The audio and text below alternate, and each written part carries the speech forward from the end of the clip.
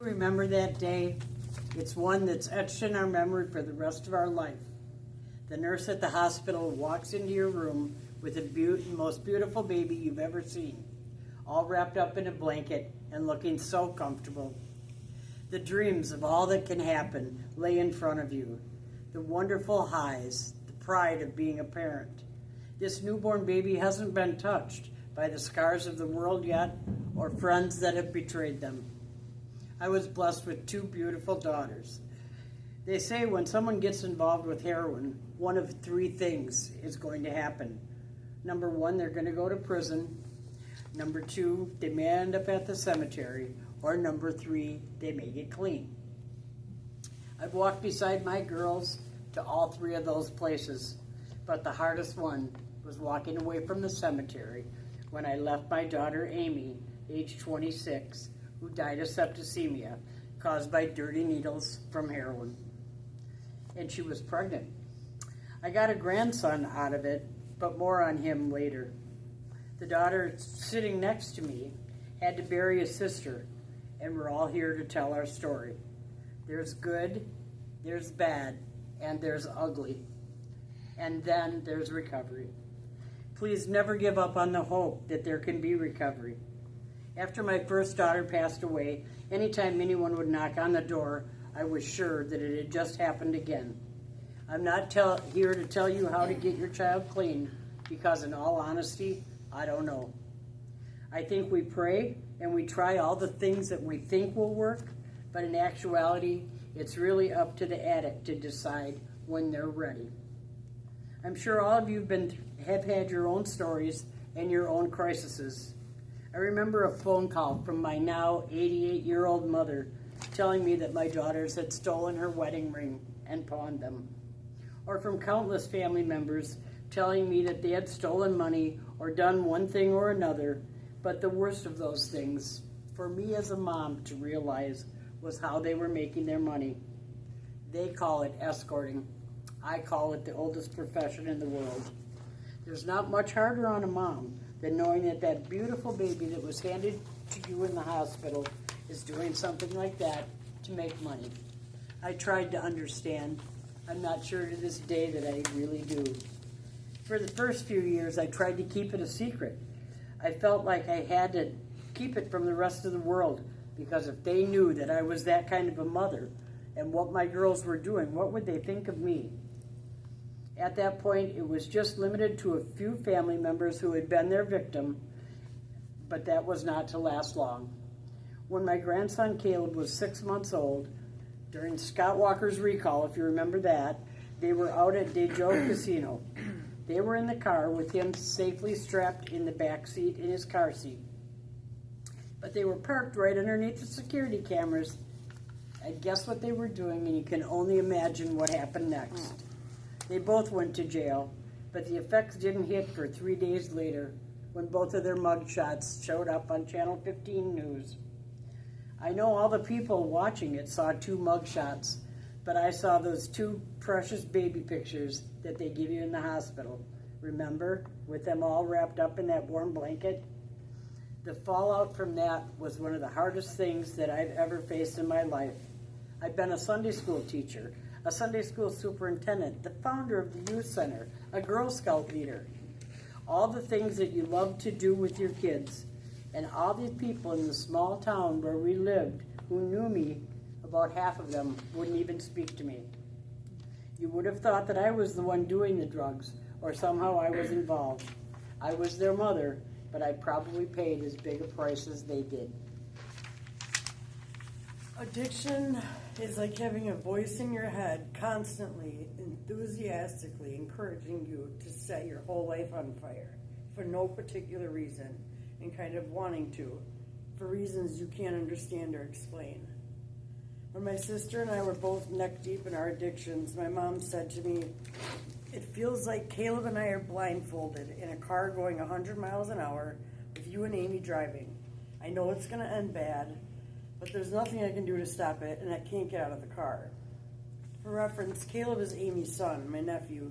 He was about 5 when my mom said that to me.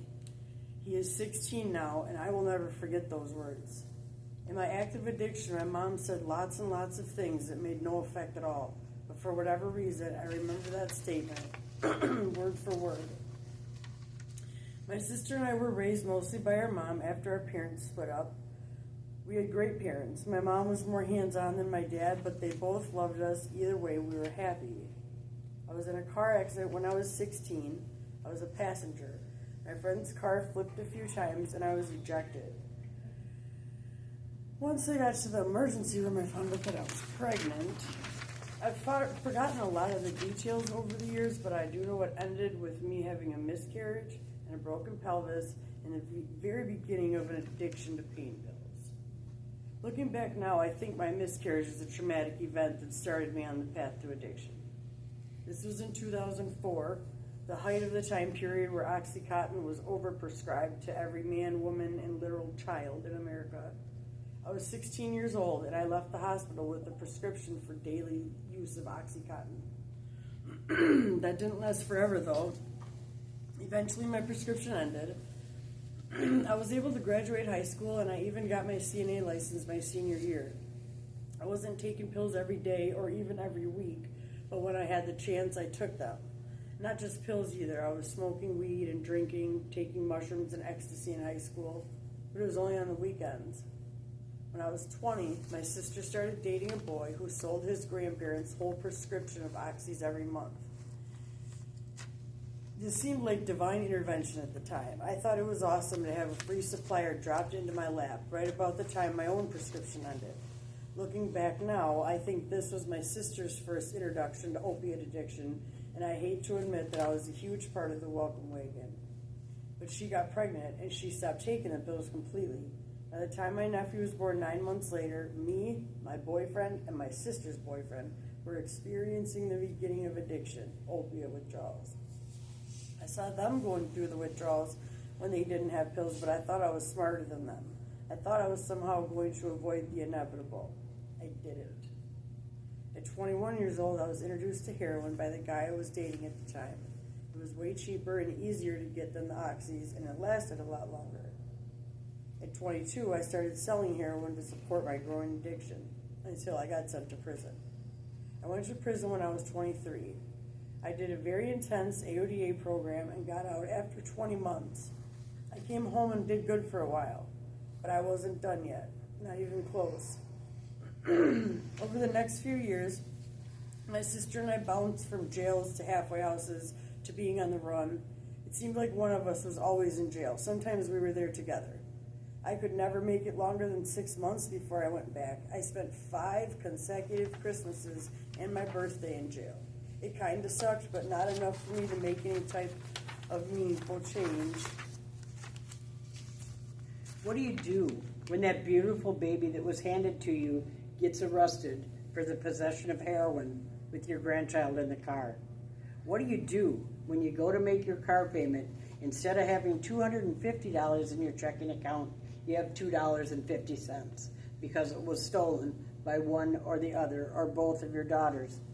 I tried talking to them over and over, but I finally got to a place where I knew I needed to save my breath to cool my soup, because anything I would say was not going to change it.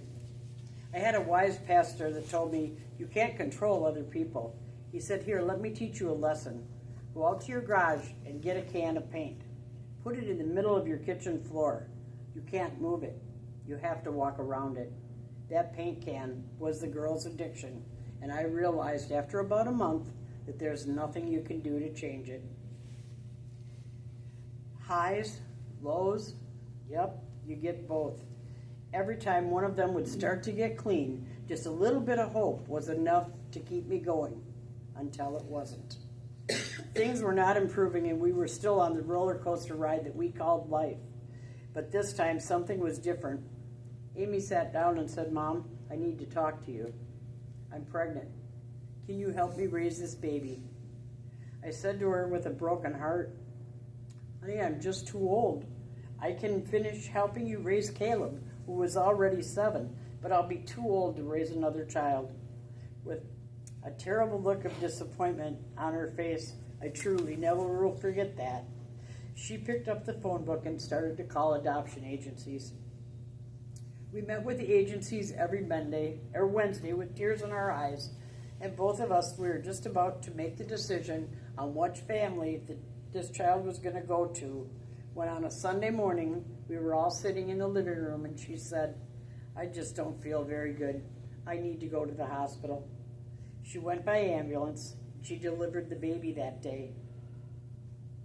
But my baby died that day.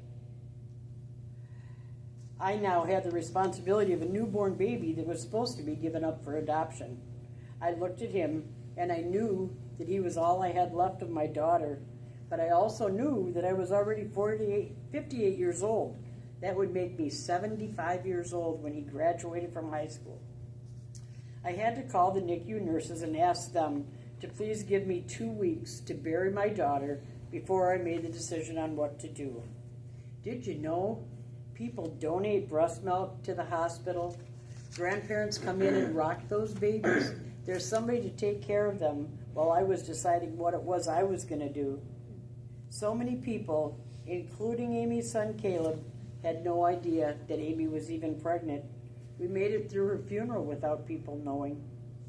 I talked to my friends and a couple of family members, and I was very afraid that Holly would relapse if I didn't keep that baby. I made the decision to keep him.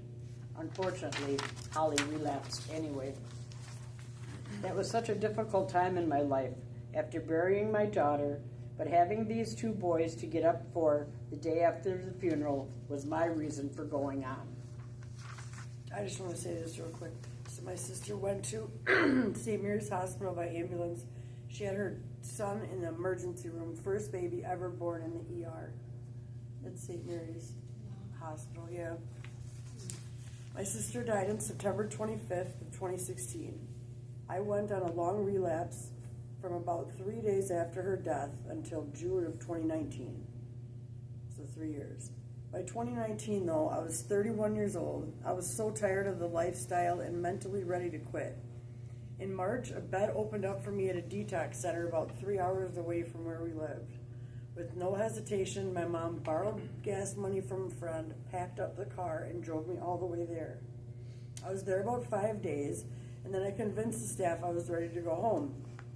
I really believed I was going to be okay, but unfortunately I relapsed within a few days of getting back home and was back on the same bullshit. I supported myself doing sex work. I was still using heroin every day, but I was also injecting cocaine. I overdosed from shooting cocaine 5 times in less than a year. The last time was at my mom's house. I was unconscious with my head in a bathtub full of water, essentially drowning. My nephew alerted my mom when he heard me fall in the bathroom, and she came in and got me out of the water. I've never touched cocaine since that day. That was a real wake-up call, but even though my mind was beyond ready to quit, my body was still very physically addicted.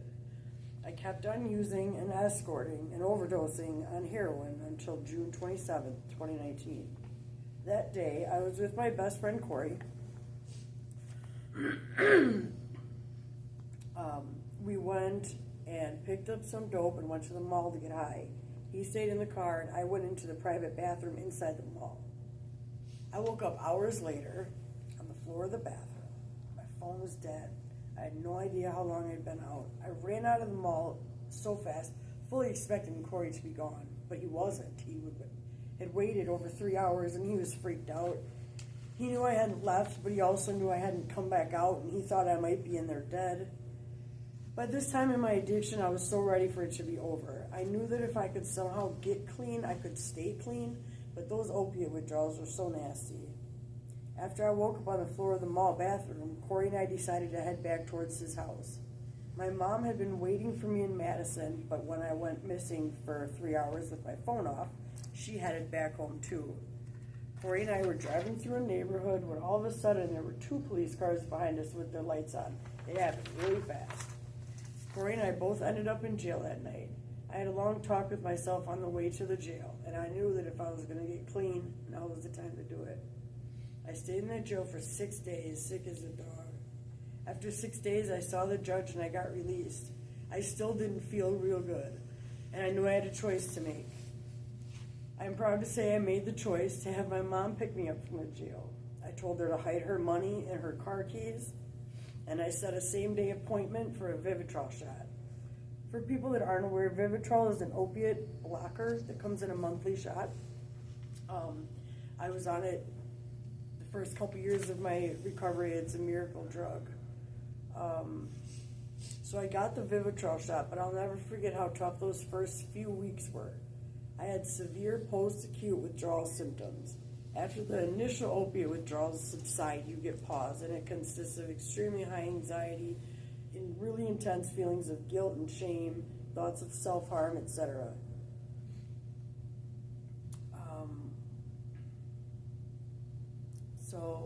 I moved in with my grandma and started working as a deli clerk at a grocery store. I got clean on June 27th, which was my half birthday. On December 27th, my real birthday, I went out with some friends to celebrate.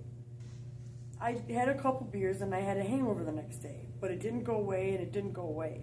After 3 days with a migraine and 103-degree fever, I decided to go to the emergency room because this was more than just a hangover. The nurse came into my room and looked at me with all seriousness and said, "You know you're pregnant, right?" This is one of those times where you want to be like, "Shut up." Like, you're joking, but why would she be joking? I literally couldn't wrap my head around that. I had only been clean for 6 months and I was 5 months pregnant. Nothing made sense. I was 30 years old and never in my life had I demonstrated that I would even be capable of raising a cockroach. I knew that I wasn't going to have much family support if I kept this baby, and I honestly didn't think I was capable of being a good mom at all. I went home and I called the adoption agencies. 28 days later, I was back in the hospital because I had contractions all night long. I was in preterm labor. My daughter was born at 24 weeks, 1 pound, 8 ounces. She had a 15% chance of survival at birth. When I looked at my daughter, she was a fetus, a purple 11-inch, 1 pound fetus that was not supposed to be out of my body yet. None of that mattered. I knew the moment I looked at her that something changed within me. I knew that my life wasn't about me, and from that day forward, I've been a different person.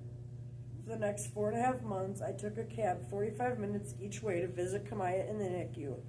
I never missed a day. Being a NICU mama is not for the weak, and I learned a lot throughout that process. Eventually, Kamaya came home on oxygen and a feeding tube. She ditched the oxygen about 3 months later, and the feeding tube about 3 months after that. She graduated occupational therapy, speech therapy, and physical therapy the first year she was home. She is now 5. And between her and my sister's 2 boys, they are my reason for living, my motivation, and the reason I won't go back to drugs. When someone is in an active addiction, their addiction is constantly telling them that they are worthless. It's a voice that sticks with you. Nobody wanted to hear anything I had to say for 10 years, and they were perfectly valid in feeling that way because all I ever had to say was a lie or a scheme.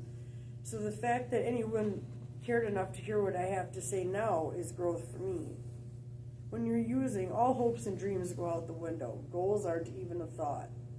It took me probably 3 years of kicking butt in my recovery and being a good mom that I started to believe I deserved to live a happy life. I earned my peer support certification this year, but I knew I was capable of more than that. That in itself is an amazing feeling because I lost my own self-worth completely during my addiction. But because of the many people pouring love and support into me over the last 5 years, I knew I was capable of going on to college to earn a degree. As a kid, I always wanted to be a social worker, but with my addictions, those dreams went out the window. Now I am proud to say that at 36 years old, I enrolled in a technical college to get started on my childhood dream of being a social worker. I completed my first semester in December with a 4.0 GPA. And she made the dean's list. I have lost my sister to addiction and my best friend Red, countless friends. I would guess more than 30, but that number may even be higher than that. I have a lot of unhealed trauma, unresolved grief, PTSD. I see a therapist every 2 weeks too, but today I wake up sober and I go to bed sober. I don't spend time feeling guilty about being a thief. I have rebuilt every relationship I destroyed during my addiction, and that is one thing I'm very proud of. My daughter doesn't know addiction or neglect, and I work hard to keep it that way. In the 5 years since I've gotten sober, I've been asked by more than a few desperate family members, what can I do? I've spent a lot of time thinking about my answer, and I think there are two very important things to keep in mind. Number one, protect yourself and any children with strict boundaries.